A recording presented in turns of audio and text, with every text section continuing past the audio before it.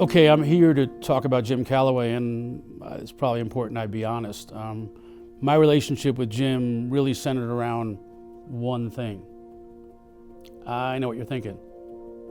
Not about money, it's about food. Everything with Jim was about food.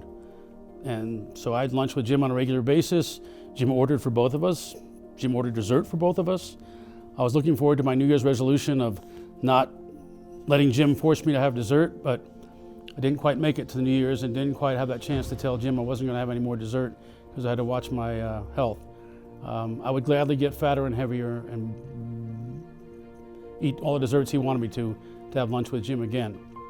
So in addition to my relationship revolving around food, I finally thought I had found a way to outsmart Jim. It had to do with food, also had to do with money. At one of our Habitat golf tournaments, we had an auction item. You could get a full gallon-sized can full of cookies my wife made. My wife was known for making good cookies, as Jim called them cookies. I don't know how he spelled that, but I knew what he was talking about. So he bid $100, couldn't believe it, on a can of cookies. So we were ecstatic. About 2 weeks later, I got a call. Scott? I said, yes, Jim, we've got a problem. I said, well, what's that? He says, my can is empty. I said, yeah, how is that my problem? I said, well, he says, I bid $100 on a can of cookies and it's time for my refill. The story's only slightly better. I went to get the can and the freaking thing was mangled. Jim had beat the crap out of it with, I don't know what, trying to open it. He couldn't get the paint can open and he was pissed because he wanted his cookies. But so we refilled that can so many times, but in the end, the can didn't stay closed anymore. So Jim outsmarted me once again. Jim became an incredible friend, mentor, and a great lunchtime buddy. We had a lot of funny lunches that I'm really going to miss. I was actually thinking, oh my God, I don't have to have lunch again with Jim. But now I so regret that I won't see him again in that setting. I was honored to be asked by Connie to speak about her husband, Jim Calaway. I met Jim many years ago, and I was always very pleased to spend time with him. I spent time with him in Carbondale at the theater, and he would interview me, and we would have wonderful questions from the audience, and I always felt that he cared about what he was asking, and he cared even more about what the answers were. I've never met a more generous person in my life who was involved in so many different aspects of the Valley community and generally. And he was somebody that had so many different interests, and he put his money where his mouth was. He really talked about and did issues for children, for hospitals, for the arts, for animals, and for civil rights. We had a wonderful time comparing stories about Democratic conventions and where the Democratic Party was going. We hit it off very well. I loved coming down to Carbondale ahead of the theater appearances and having dinner with him and Connie and just talking about everything. I am known for the pins that I wear and the signals that they send. So today I decided to wear an angel pin, and in addition to that, angel earrings, because Jim was an angel on earth and is now with the angels, and he will be dearly, fully missed by all his friends here in the Valley and everywhere. There was no more generous or gracious human being than Jim Calaway, and I'm honored to have been his friend. Thank you all for everything that we're doing to keep honoring Jim. We must keep doing that and carrying on his good works. But I think of myself as a beggar for a great cause. It is the cause of justice and peace. It is the cause of education. It is the cause of good health and jobs. It is the cause of the Democratic Party. One of the joys of my life is getting to know Jim Calaway. It was a great thing about being in Aspen. He had such a wonderful spirit. You'd sit on that front porch with him. He'd pat you on the knee. He'd start telling you stories. He cared a lot about everything from the animal shelter to the Aspen Institute to the depth of values that we all have to live by. And if I think in any given day what's wrong with our society, if I had one sort of remedy I could do, it would be to try to make every single person a little bit more like Jim Calaway. Just that wonderful laugh, that twinkle in the eye, and that willingness to just explore new ideas. He's exactly what the Aspen Institute was all about, what Colorado Mountain College is all about, and what the Roaring Fork Valley is all about. It's just great memories we all have of Jim Calaway. You know, Jim is just he's so full of passion. He really is. And when he's in something, he's all in, whether it was CARE or CMC or any of the other programs he's been involved in. And as we got to know him, it was so obvious, and it became the same way with the Cancer Center. And so much so that after he decided to be on board, he wanted to make a major contribution. He actually doubled that. And in doubling that, he said, you know, the thing I have to do, though, he said, I have to get Bob Young on board. Well, I first met Jim Calaway about 25 years ago. We started meeting at lunch at the poorhouse about 2 or 3 times a month. And I never got to order. Jim always knew what was best for me and would order for me, and more often than not, pay for the meal as well, so those were a good time. Jim's friendship meant a lot to me because he was a very experienced philanthropic type of guy that could just draw others into his fold, and he would tell me all the reasons why we should do this, and it made a lot of sense to me. And he also told me about how at one time he was spending his money for a whole lot of toys and other things that didn't mean much to him, but as he got into the philanthropic areas of giving, how important that was and how much it meant to him and how much it would mean to me if I would follow that footprint. Harvard University, which is a great school if you can't go to Texas, Harvard, a couple of years ago, had its sociology department spend a lot of time to do research, it cost them a lot of money, I'm sure, on what it is, what single thing makes people the happiest. And what they came up with, if they had just picked up the phone and called me, I could have told them just right then. I know. What they said it was is giving. That's what Harvard, that they came up with. It was a conclusion. Giving in all kinds of things, like you said, a child or a neighbor or whatever is giving is a great source of happiness. Jim he could be living anywhere. He could do things anywhere he wanted to. He could have 4 or 5 homes. He could be traveling the world, or could have been any of those things, but that wasn't Jim. Jim came to the Valley.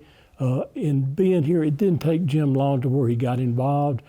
And if you've been around Jim or you knew Jim, you know it was more about making things better, making it better for people, for the people he was around. He did that. I know with us, probably some of Jim's greatest enjoyment came from sitting in our cafeteria, which he was in there on a very regular basis.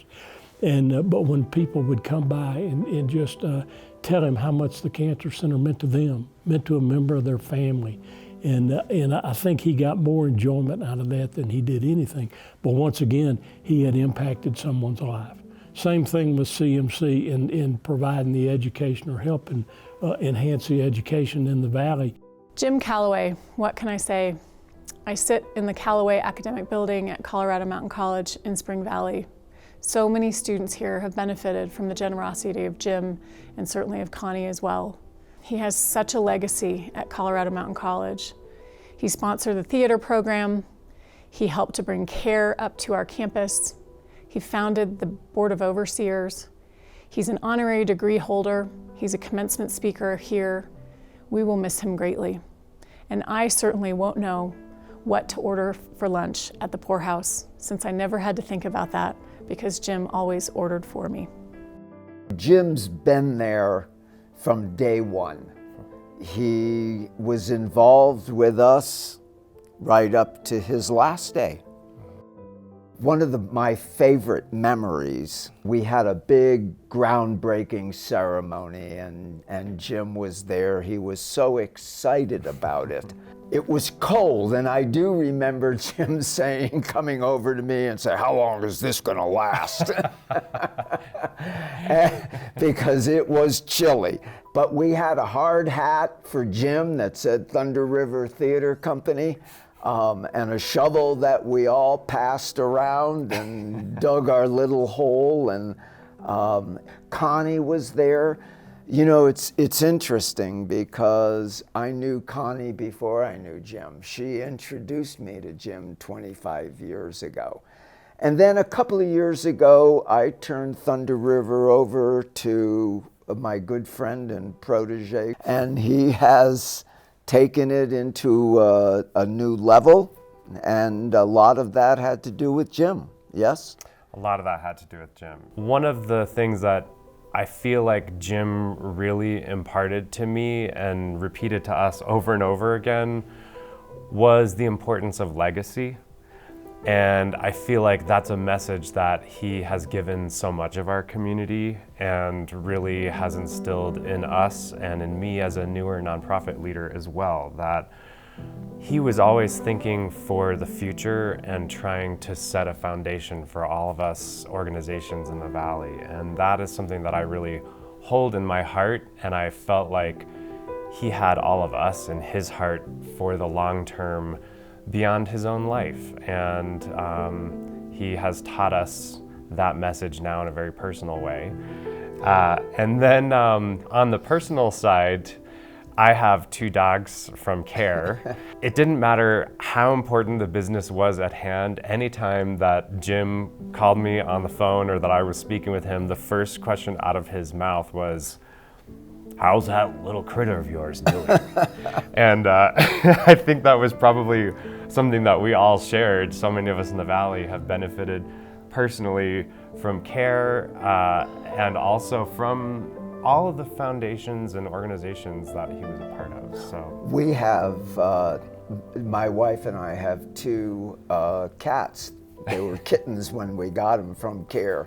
And Jim would call almost every day.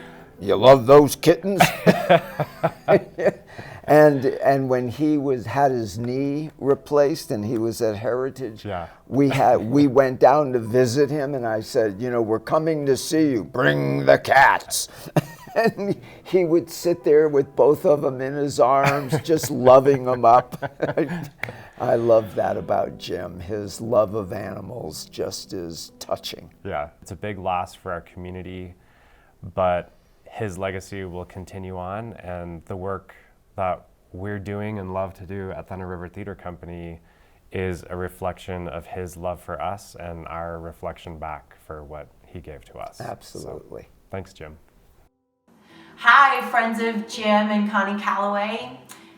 It's Carrie Mortgage Family Foundation, and I just want to share a couple stories that my husband and I have lived with forever from Jim and Connie over our lifetime. Our first story is Jim just had a passion for Colorado Mountain College, and he shared his passion with anyone and everyone that he could, because he knew it was the right thing for the citizens of Colorado, and he was right. So Jim convinced my husband and I to give a gift of 7 figures to Colorado Mountain College, and it was the first time we ever put our name on a building. That was 100% Jim, and if you know Jim, you know that Jim doesn't take no for an answer. My second story is of Jim Calaway and Aspen Institute. His passion was clearly Aspen Institute as well as Colorado Mountain College. And you can see that as when they blended it with the Walter Isaacson School, housed at the Mortgage Center in the Aspen campus. The Aspen Institute is such an amazing institution that Jim convinced us over the years, after giving the first CMC gift, to give another gift to the Aspen Institute. And that gift brought the first Mortgage Fellow.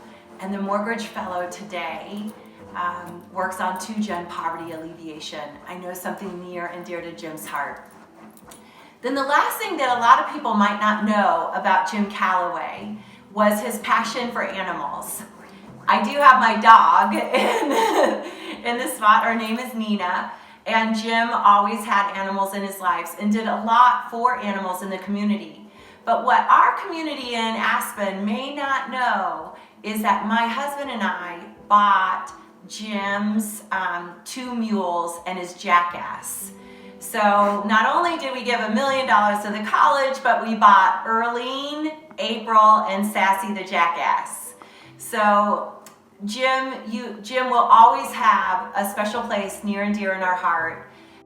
I was interviewing for this job that I'd been trying for months, to be the director of Colorado Animal Rescue.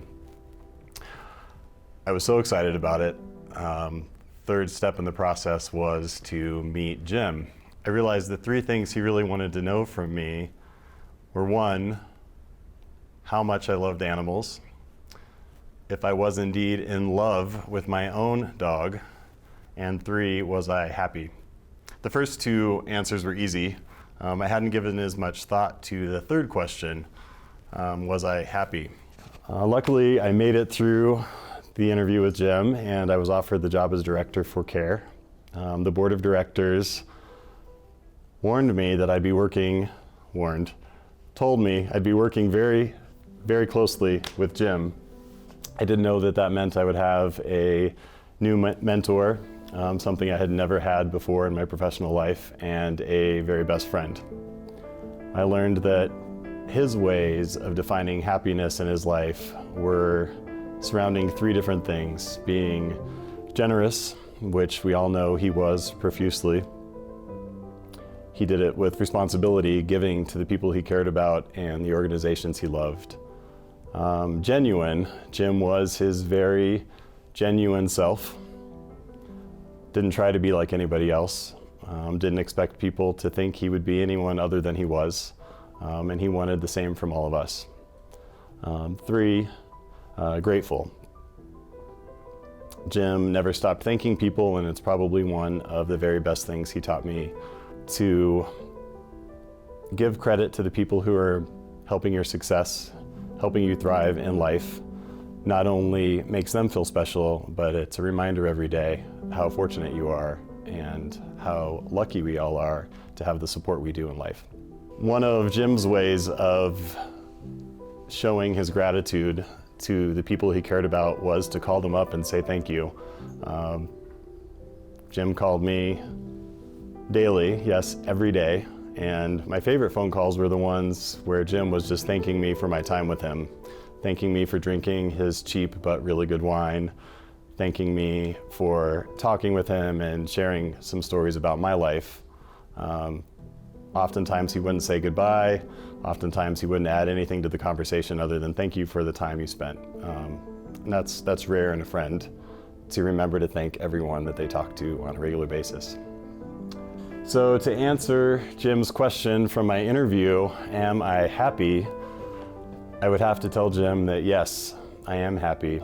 And you've given me the tools to remain that way for the rest of my life by following that framework: being generous, being genuine, and being very grateful.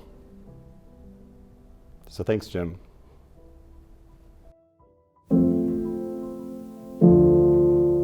I think the main idea that happiness comes from giving.